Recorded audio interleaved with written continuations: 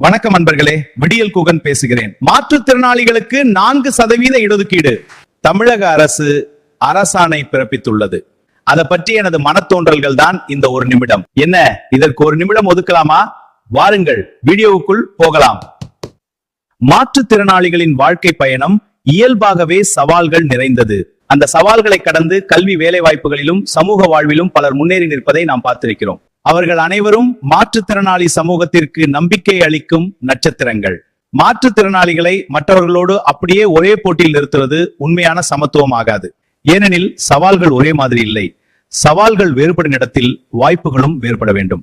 அந்த வகையில் மாற்றுத்திறனாளிகளுக்கான 4% இடஒதுக்கீடு ஒரு சலுகை அல்ல, சமநிலையை உருவாக்கும் ஒரு மனிதநேயமான ஏற்பாடு. ஆனால் இது முழுமையான தீர்வு அல்ல.